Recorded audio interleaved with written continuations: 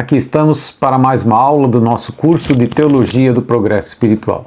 Cumprimentamos a todos, esperamos que todos estejam no amor de Deus e na paz de nosso Senhor Jesus Cristo e no amor de Maria, nossa querida Mãe. Iniciemos com a nossa costumeira oração ao Divino Espírito Santo. Divino Espírito Santo, amor do Pai e do Filho, inspirai-me sempre o que devo pensar, o que devo dizer, o que devo calar, o que devo escrever, como devo fazer para obter a vossa glória, o bem das almas e minha própria santificação. Glória ao Pai, ao Filho e ao Espírito Santo, como era no princípio, agora e sempre. Amém. Hoje trataremos da mais excelente de todas as virtudes, a virtude da caridade. O amor, de um modo geral, é um movimento, é uma moção da alma para o bem, do nosso ser para o bem.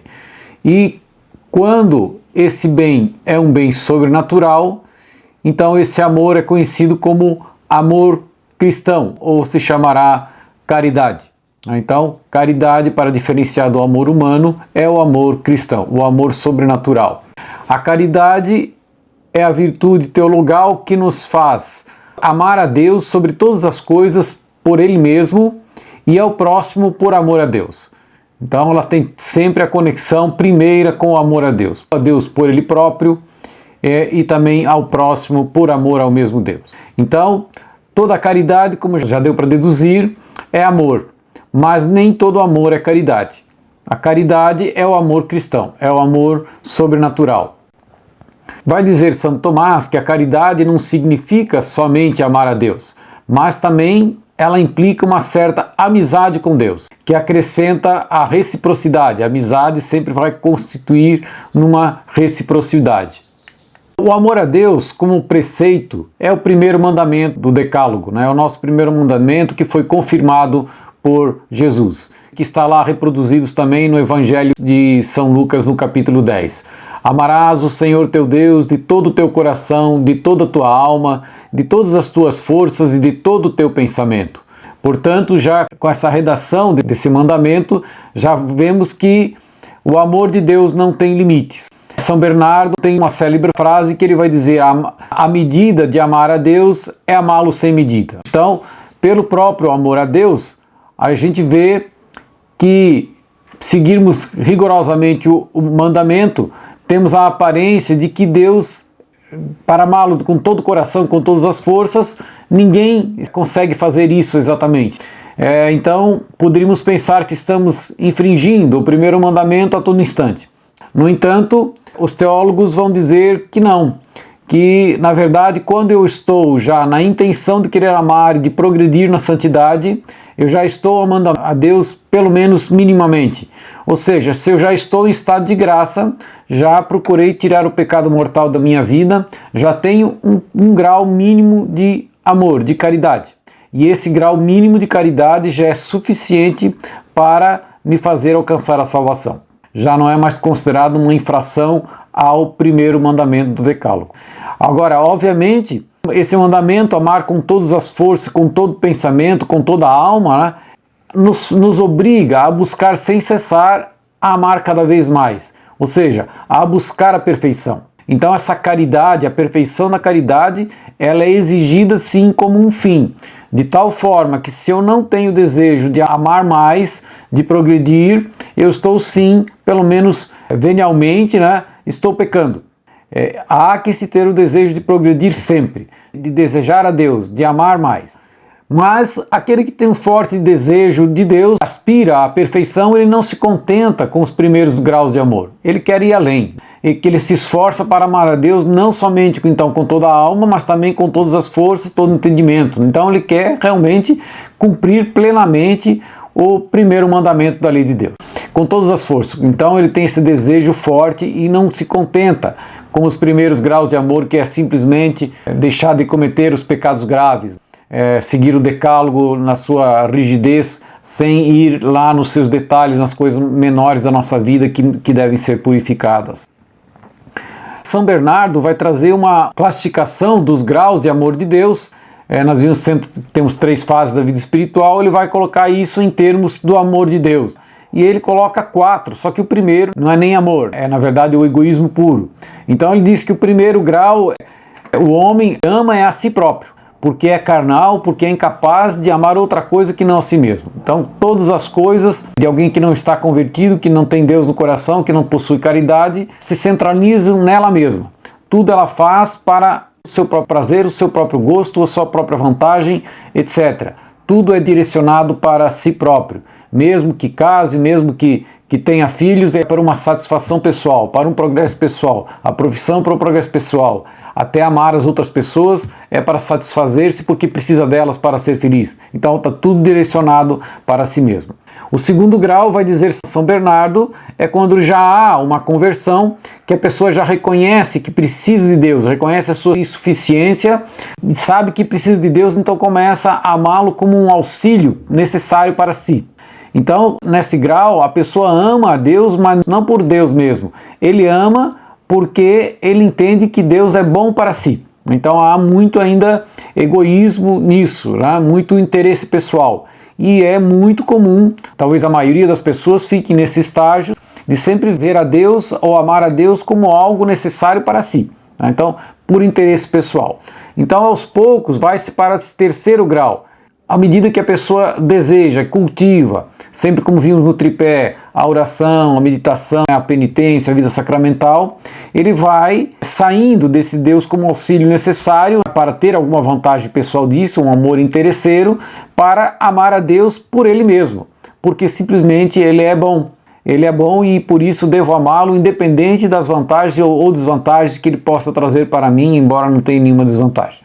E o quarto, o último grau, é quando ele realmente chega a amar a Deus exclusivamente por Deus mesmo.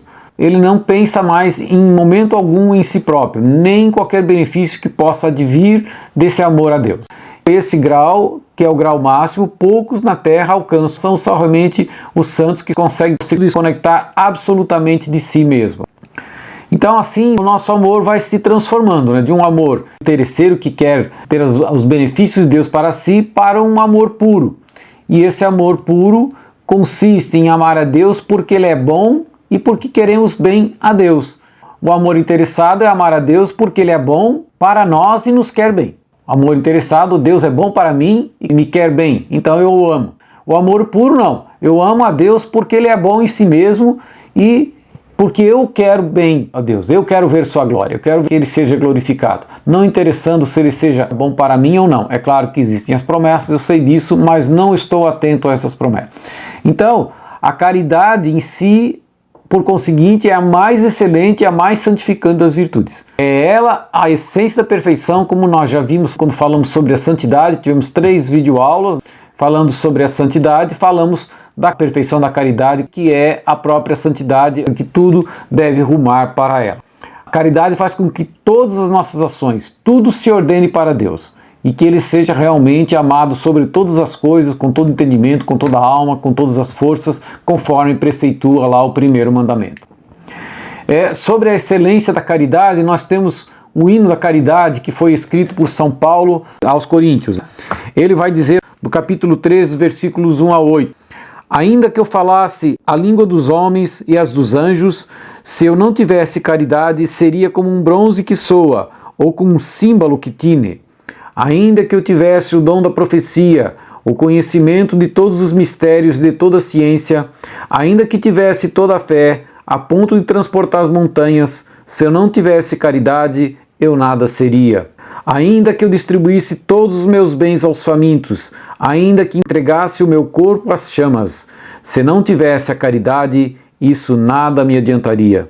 A caridade é paciente, a caridade é prestativa, não é invejosa, não se ostenta, não se incha de orgulho, nada faz de inconveniente, não procura o seu próprio interesse, não se irrita, não guarda rancor, não se alegra com a injustiça, mas se regozija com a verdade. Tudo desculpa, tudo crê, tudo espera, tudo suporta.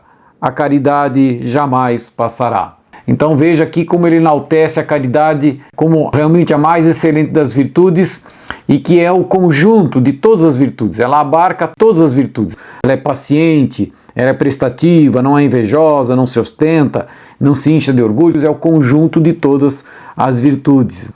E também deixa muito clara a diferenciação de, às vezes, um amor puramente humano da caridade. Ainda que eu dê meus bens todos para os pobres, para os famintos, se eu não tivesse caridade, nada me adiantaria, e assim outros exemplos também, para mostrar a diferença que há entre o amor cristão, a caridade, e o amor humano, que pode ser até algo bom humanamente falando, mas não traz méritos, não é agradável, digamos assim, não traz algum mérito diante de Deus, porque não está por trás o próprio amor de Deus. A caridade, na verdade, une a Deus a nossa alma inteira, com todas as suas faculdades, com o nosso entendimento, com a nossa vontade, o nosso espírito fica todo pensamento em Deus, os nossos afetos são direcionados para Deus, tudo é dirigido para Deus. E a caridade também faz com que saiamos de nós mesmos, tiramos o centro de nós e colocamos o centro da nossa vida em Deus. Então, ele leva-nos dessa forma para Deus, move-nos a imitar a Deus, principalmente na pessoa de Jesus Cristo, e também a reproduzir em nós as perfeições divinas, novamente tomando como modelo o nosso Senhor Jesus Cristo. Pelos efeitos, a caridade contribui muito para a nossa santificação. Ela estabelece entre a nossa alma e Deus uma empatia, uma connaturalidade, que nos faz compreender melhor a Deus e as coisas divinas. É a caridade que faz isso. Por isso que às vezes muitas pessoas muito simples, às vezes até analfabetas, mas que estão cheias de caridade, cheias de amor de Deus, apreciam e praticam melhor o amor, a caridade que muitos sábios com grandes verdades cristãs, com conhecimentos muito amplos da teologia, etc. A caridade, na verdade, centuplica nossas energias para o bem, produz alegria, dilata a nossa alma. Trata-se, na verdade, de um início da vida eterna, porque vamos nos unir a Deus completamente no céu através da caridade. É a caridade que é verdadeiramente unitiva. Essa alegria que ela produz em nós também é acompanhada de paz, de uma profunda paz, porque pela caridade passamos a ter convicção de que Deus habita e age em nós. Isso assim, interessante, né? Porque com o tempo vamos vendo que, embora sejamos pecadores, Deus nos cumula de graça e de bênçãos e começa a agir através de nós e começamos a ter a convicção de que não somos nós que estamos agindo. É Deus que está agindo em nós. É dele a luz que brilha em nós. É Ele que está fazendo todas as coisas. Veja o que São Paulo diz de novo aos Coríntios, agora na segunda carta. Temos este tesouro em vasos de barro, para que transpareça claramente que este poder extraordinário provém de Deus e não de nós. Ou seja, tem um vaso de barro, eu, todo propenso ao pecado, inclinado ao pecado, mesmo assim Deus me cumula de bênçãos e age através de mim, produz coisas extraordinárias e você vai tendo cada vez mais a convicção de que não é você que está fazendo, é Deus que está fazendo em você. E com isso nos leva a nos abandonar cada vez com mais confiança nos braços de Deus. Então é bastante interessante. Vejam o que vai dizer então a esse respeito a imitação de Cristo, no livro da imitação de Cristo. Ainda sobre essa excelência da caridade.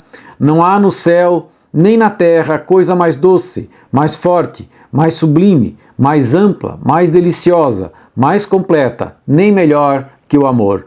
O amor nasceu de Deus e não pode descansar senão em Deus, elevando-se acima de todas as criaturas. O amor muitas vezes não sabe ter medida, mas vai além de todos os limites.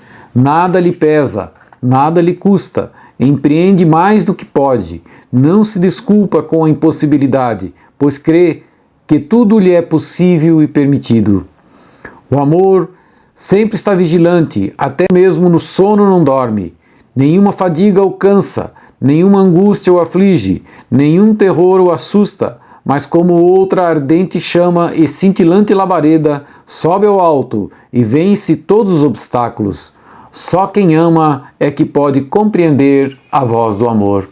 Então, por isso que não adianta só estudar, é preciso entrar na linguagem do amor e só quem ama pode compreender o amor.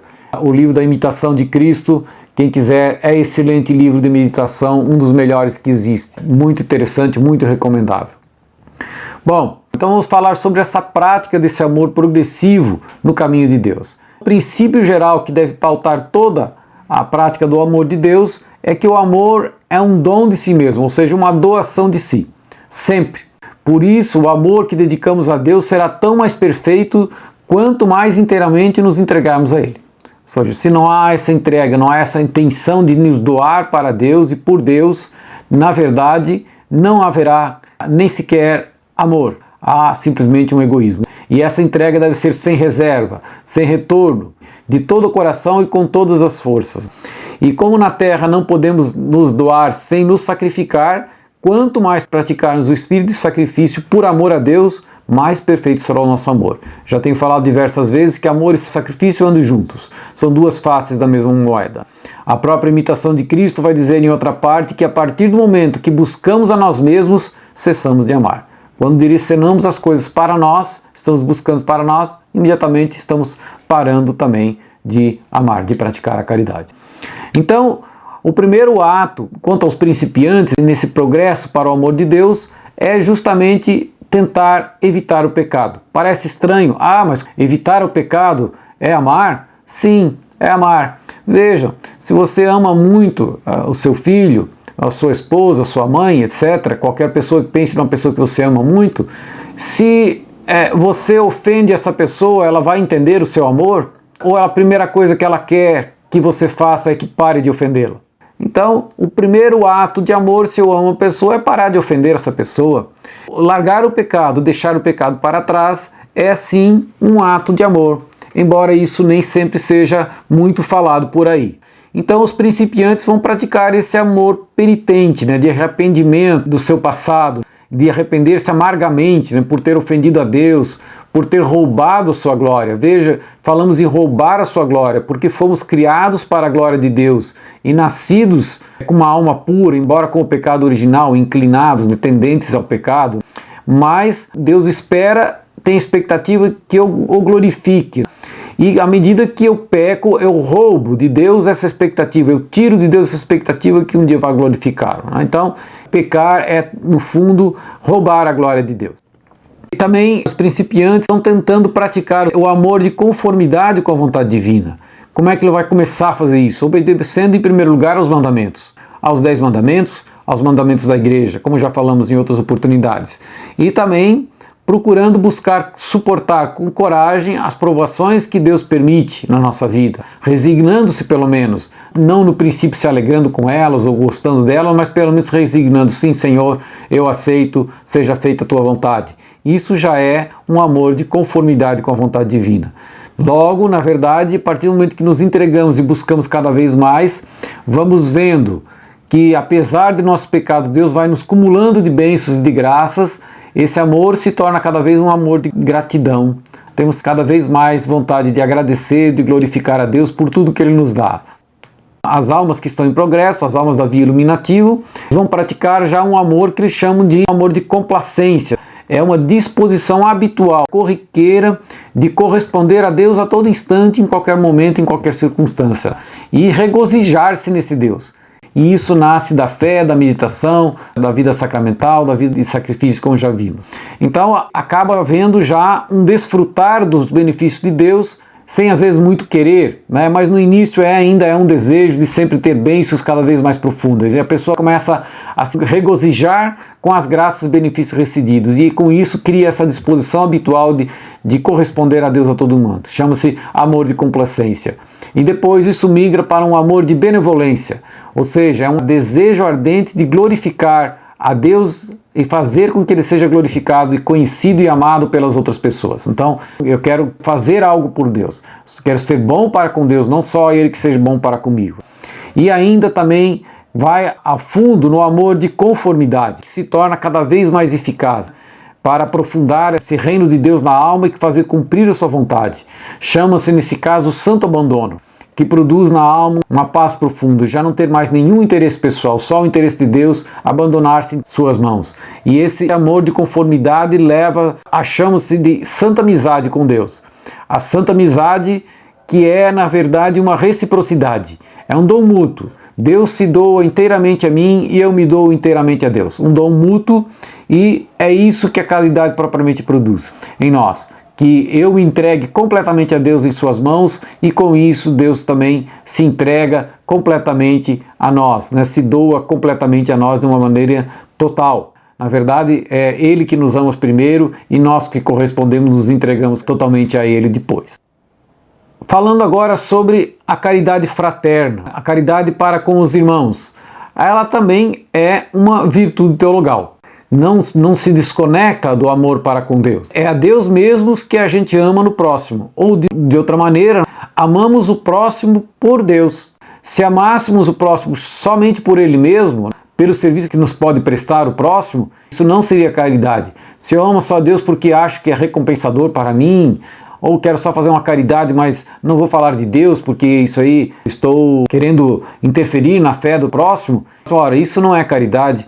A caridade visa aperfeiçoar o irmão, socorrer-lhe nas necessidades, mas que ele descubra o caminho de Deus e o caminho da salvação. Então, o que se deve ver no próximo é Deus.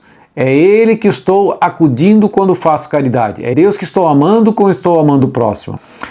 O motivo de nossa caridade, então, deve visar essas qualidades sobrenaturais. Mesmo que ele esteja em estado de pecado mortal, ele, embora não possua a caridade, não esteja nele o amor de Deus, mas ele é chamado a possuir a caridade. Então é nosso dever contribuir, pelo menos nesse caso, com oração, com exemplo, para que ele se converta, para que ele descubra Deus em seu coração. Então, como vimos, o amor sobrenatural do próximo é apenas uma maneira a mais de amar a Deus. E isso está repetido em várias passagens da Bíblia, e quem mais insiste sobre isso é o evangelista São João. Em 1 João 4 diz assim: porque aquele que não ama seu irmão, a quem vê, é incapaz de amar a Deus, a quem não vê. Temos de Deus este mandamento: o que amar a Deus, ame também o seu irmão. Então, é um mandamento claro de Jesus que devemos amar os irmãos. E além disso, o próprio Jesus vai dizer no Evangelho de Mateus: todas as vezes que fizestes isto a um destes meus irmãos mais pequeninos, foi a mim mesmo que o fizeste. Então, amando as pessoas, estamos amando o próprio Jesus, amando o próprio Deus. Amando os irmãos, amo a Deus. E é por causa do amor a Deus que amo os irmãos, e amando eles, amo a Deus. Então há uma reciprocidade, há uma comunicação mútua dessas duas partes. O problema realmente, às vezes, querer amar a Deus sem ter realmente esse estado de graça com Deus, que na verdade quem não está em estado de graça, ele está amando a si próprio. Então quando ele ama o irmão, ele não está amando a Deus, está amando a si próprio, por reflexão, por benefício que ele pode receber dessa disponibilidade que dá para com o seu irmão. Por isso que São Paulo vai dizer: ainda que eu dou todos os meus bens para o pobre, se não tiver caridade, de nada adianta. Então esse princípio que deve nos orientar constantemente é ver Jesus no próximo, ver a Deus no próximo, tornando a caridade sobrenatural. Bom, os principiantes, além de não pecar, eles também devem evitar outras atitudes que são contra a caridade, que não são só os pecados mortais. São julgamentos temerários, difamações, às vezes palavras ríspidas, às vezes zombarias, depreciações, gracejos à custa do próximo, às vezes rivalidades, discórdias, fofocas. Tudo isso ele deve evitar, está dentro do contexto, às vezes, do pecado mortal, mas muitas vezes também do pecado venial. De qualquer forma, ele vai evitar a todo custo o escândalo. Né? O que é o escândalo? Qualquer coisa que com alguma probabilidade possa levar o irmão a pecar, a abandonar a fé. Ou seja, eu dou um mau exemplo, ele se espelhava em mim, ele acaba pecando por causa de mim. Mesmo que eu use, por exemplo, uma roupa indecente, eu posso estar levando o irmão a pecar. Sou causa de escândalo. Se eu dou um mau exemplo qualquer e ele peca por causa disso, sou causa de escândalo, e é um pecado grave e devemos cuidar muito com isso. Os principiantes também visam praticar atos que são de preceitos. Então, suportar o próximo com paciência, apesar dos defeitos, e perdoar as ofensas. Principalmente, o perdão é um ato também de caridade para com o próximo, e reconciliar-se com os inimigos, com aqueles que nos ofendemos. Então tudo isso também está dentro do contexto da caridade dos principiantes. Agora, já os proficientes, os da via iluminativa, se esforçam para atrair sobre si as disposições caridosas de Jesus. Então Jesus vai dizer no Evangelho de São João: dou-vos um novo mandamento, amai-vos uns aos outros como eu vos tenho amado. Assim também vós deveis amar-vos uns aos outros. Então é preceito também de Jesus amar uns aos outros. E eles vão então querer essas disposições de Jesus. A caridade, na verdade, é o distintivo dos cristãos. Jesus, no Evangelho de São João, vai dizer: nisto todos conhecerão que sois meus discípulos, se vos amardes uns aos outros. Além disso, as pessoas da vida iluminativa procuram imitar os exemplos de Jesus. Como é que era a caridade de Jesus? Primeiro, a caridade de Jesus era prévia. São Paulo aos Romanos vai dizer: quando éramos ainda pecadores, Cristo morreu por nós. Ou seja, ele não espera um ato de amor das pessoas, ele vai antes. A caridade se antecipa e propaga o amor independentemente de ter sido amado anteriormente. Além disso, a caridade de Jesus também era compassiva, tinha compaixão pelo sofrimento alheio, pelos pecadores, multiplicava os pães para os famintos, ele ia atrás da ovelha perdida, curava suas feridas, curava os doentes de todo tipo, apressava-se em perdoar o pecador arrependido. E ele mesmo diz: vinde a mim, vós todos que estáis aflitos sob o fardo, eu vos aliviarei. Então era muito compassivo. Além disso, também a caridade de Jesus era muito generosa, porque Cristo nos amou e se entregou por nós, deu todo o seu sangue por nós, né? Morreu na cruz por nós, foi generosa ao extremo, ao máximo. Na própria carta de São Tiago vai dizer: aquele que fizer um pecador retroceder do seu erro, salvará sua alma da morte e fará desaparecer uma multidão de pecados. Então, o simples fato de ser generoso com alguém e com isso fazer com que ele retroceda do seu erro, que se volta para Deus, é muito forte, ele vai dizer. Faz desaparecer uma multidão de pecados. Até São Pedro também vai dizer que a caridade supre uma multidão de pecados, né? Compensa uma multidão de pecados e salvará sua alma da morte. Bom, já os perfeitos, os que estão na via unitiva, eles vão ao próximo até a imolação de si mesmo, ou seja, não se contém mais em si mesmo, querem dar tudo de si para o próximo. E temos vários exemplos disso também nas Escrituras. Na primeira carta de São João, ele vai dizer: nisto temos conhecido o amor. Jesus deu sua vida por nós, também nós outros devemos dar a nossa vida pelos nossos irmãos. Então a caridade que vai até a imolação. E também São Paulo vai dizer: de muito boa vontade darei o que é meu, e me darei a mim mesmo pelas vossas almas, ainda que amando-vos mais, seja menos amado por vós. Também vai ao extremo de dar tudo dele próprio, independente de ser amado pelos irmãos ou não. E o próprio Jesus diz no Evangelho de Mateus: amai vossos inimigos, fazei bem os que vos odeiam, orai pelos que vos perseguem. Então, amar o próprio inimigo, ou seja, dando tudo de si mesmo. É o amor que vai até a imolação de si próprio. E isso é o que nós pedimos, que sejamos corajosos nesse sentido. São João também, na sua primeira carta, no capítulo 4, vai dizer: Deus é amor, e quem permanece no amor, permanece em Deus e Deus nele. E vou terminar aqui com uma oração de São Francisco de Sales, que vai dizer assim: eu sou vosso, Senhor, nem devo pertencer senão a vós. A minha alma é vossa, e não deve viver senão para vós. A minha vontade é vossa, e não deve amar ninguém senão por vosso amor. O meu amor é vosso, e não deve visar senão a vós. Devo amar-vos como primeiro princípio, porque, vinde vós, devo amar-vos como meu fim supremo e meu repouso, porque fui criado para vós. Devo amar-vos mais do que ao meu ser, porque este ser subsiste por vós. Devo amar-vos mais do que a mim próprio, porque eu vos pertenço e resido em vós. Que assim seja. Era o que tínhamos para falar hoje sobre a caridade. Agradecemos a atenção de todos. Seja louvado nosso Senhor Jesus Cristo e salve Maria, nossa mãe. Muito obrigado.